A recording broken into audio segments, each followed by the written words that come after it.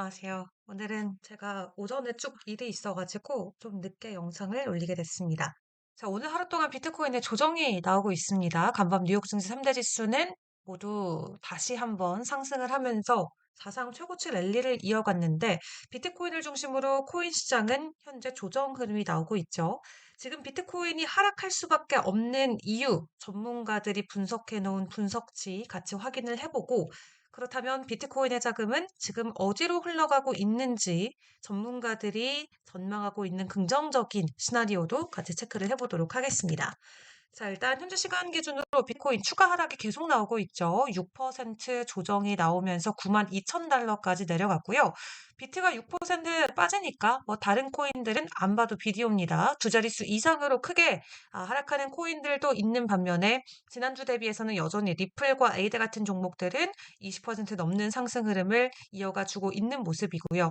시가총액도 비트코인의 가격 하락과 함께 5%대 조정이 나오면서 3조 1천억 달러 선, 거래량은 20% 증가한 모습. 비트코인의 도미넌스 많이 내려왔습니다. 57.8%, 이더리움은 12.6%를 지나가고 있는데 지금 비트코인이 하락을 할 수밖에 없는 그 이유들에 대해서 배경부터 설명을 드리겠습니다. 자, 일단 지금 먼저 첫 번째로 체크해 볼 지표는 바로 이 리스크 리버설 지표의 부정적인 전환입니다.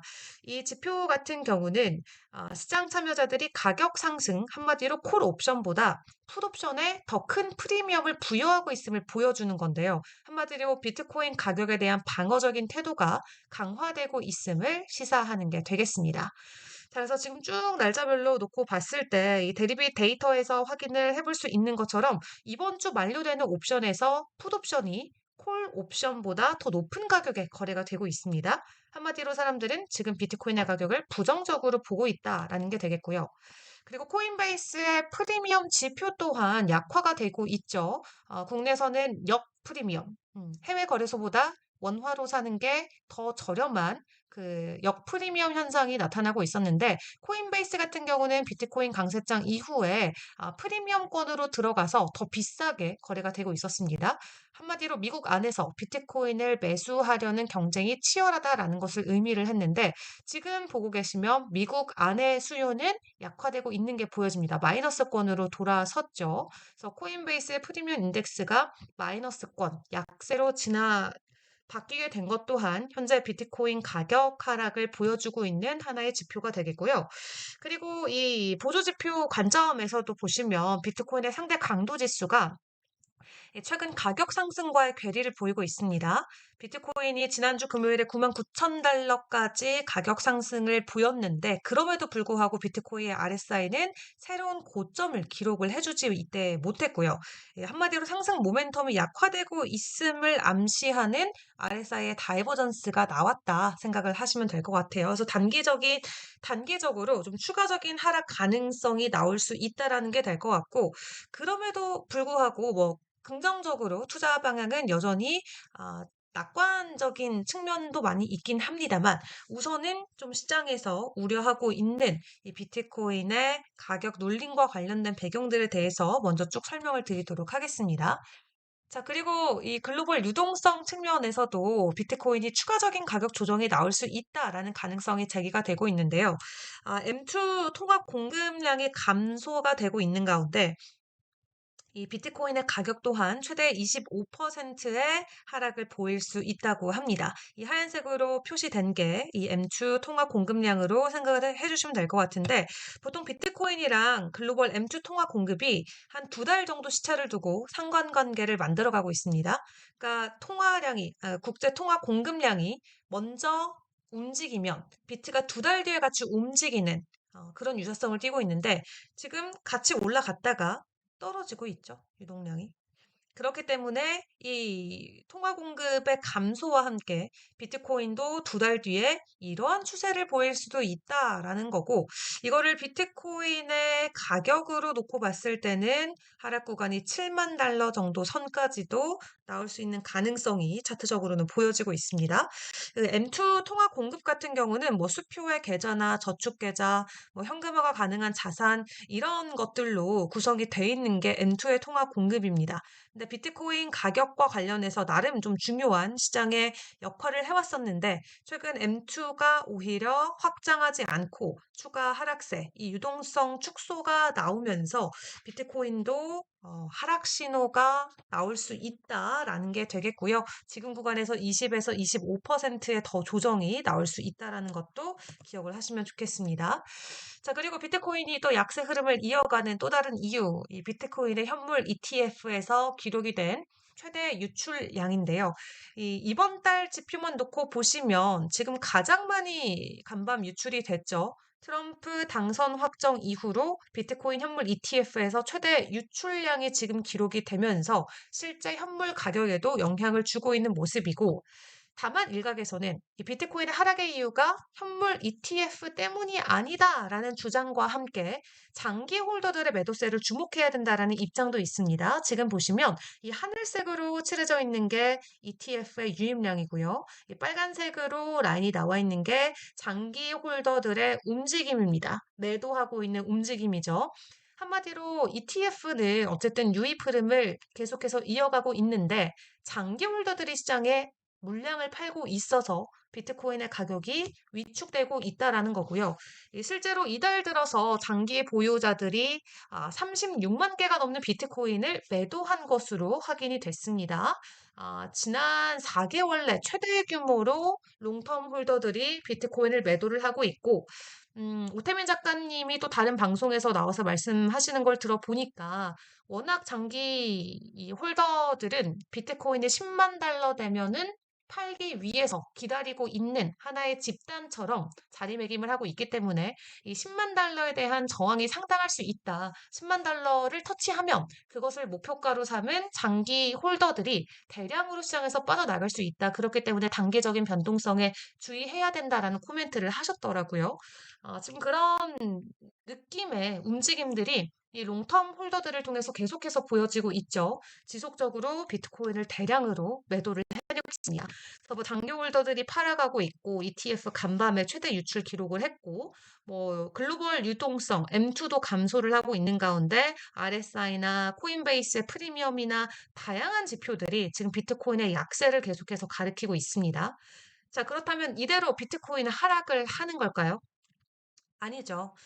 미국의 주요 코인 언론들의 내용을 크게 두 개, 좀 확인을 해보도록 할 텐데, 지금 코인텔레그래프에서 내놓는 입장은 비트코인이 마지막 조정을 보이는 거고, 올해 안으로 10만 달러 가는 것에 대한 의견은 변함이 없다라고 합니다. 그래서 지금 현재 시각 기준으로 9만 2천 달러까지 비트코인의 가격 하락이 나오긴 했습니다만 이번 주 뭐 미국 사시는 분들은 아시겠지만 추수감사절입니다. 그래서 미국 시장도 목요일 아예 휴장이고 금요일은 조기 폐장에 들어가면서 변동성이 더 크게 나올 수밖에 없는 주간을 달리고 있죠. 그래서 이 긴 추수감사절 연휴를 앞두고 비트코인의 좀 조정 흐름이 조금 더 이어지고 있는, 그리고 비트코인은 원래 월말에 조금 더 약세를 보이는 역사적인 경향이 있기 때문에 지금 과매수 상태에 있었던 그 구간을 되려 완화시켜주는 정도다라고 풀이를 하고 있고요. 그리고 좀 매크로적인 차트들도 지표들도 저희가 같이 점검을 해야 되는데 일단 이번 주 수요일에 미국의 GDP 잠정치 발표가 됩니다. 그리고 연준이 가장 선호하는 PC 물가 지표도 있죠. 근데 최근 연준 의원들이 내놓았던 여러 코멘트들을 보면은 금리 인하 너무 서두를 필요 없다. 속도 조절할 수도 있다. 그러니까 다소 좀 매파적인 발언들이 많이 나오면서 연준이 12월에 금리를 동결할 가능성도 계속해서 높아지고 있습니다. 그래서 위험 자산에 좀 단기적인 영향이 될 수도 있다라는 부분도 좀 심리를 위축시키고 있는데 어쨌든 코인텔레그래프는 만약 지금 보여주고 있는 이미 9만 2천까지 내려갔지만 이 헤드라인에서는 9만 3천까지의 하락이 나온다면 이것은 마지막 조정이고 비트코인은 연말 안으로 10만 달러 간다라고 여전히 긍정적인 평가를 이어가고요. 그리고 가장 더 대표적인 언론 중에 하나인 코인데스크 같은 경우도 동일한 입장입니다. 지금이 딱 9만 2천 달러인데 9만 2천 달러까지의 조정은 자연스러운 거다 시장에서 10만 달러의 목표가 아직도 유효하다라고 이야기를 하고 있습니다.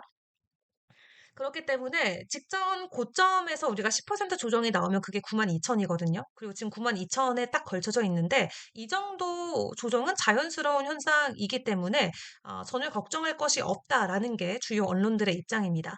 그리고 이 숏텀 홀더들의 지금 비율을 보시면 보통 이 숏텀 홀더들의 SOPR 지표라고 하죠. 이게 아, 스펜 아웃이네요. 스펜드 아웃풋 프로핏 레이시오 SOPR인데 보통 보유자들이 비트코인을 팔 때 얻는 수익을 분석하는 방법인데 이게 1 이상으로 숫자가 올라가면은 투자자들이 매입 가격보다 높은 가격의 비트코인을 매도해서 수익을 얻는다라는 뜻이고요.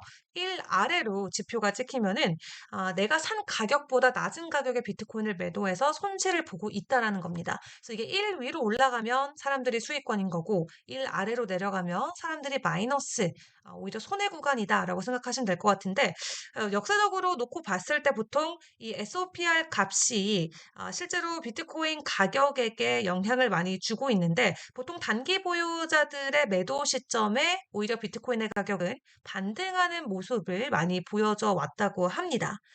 그렇기 때문에 이번 조정 같은 경우는 뭐 단순하게 레버리지 과열로 인해서 발생을 한 것이고, 앞으로도 뭐 10%, 지금 이미 10%의 가격 조정이 나왔지만 뭐 20%까지도 조정이 나올 수 있지만 그것은 자연스러운 현상이다라고 이야기를 하고 있습니다. 자, 그렇기 때문에 지금 보여지고 있는 이 92,000도 이제 깨졌네요. 91,000달러, 92,000달러의 가격 조정이 시장에서는 마지막 조정의 기회다라고 보고 있는 만큼 음, 여러분들께서도 조금 더 전략적으로 접근을 해보시는 게 좋을 것 같고요. 또 언론에서는 오히려 8만 달러 부근까지 만약 내려간다. 그러면은 장기 투자의 관점에서 이것은 아주 좋은 진입점이 될 것이다라고 덧붙이기도 했습니다.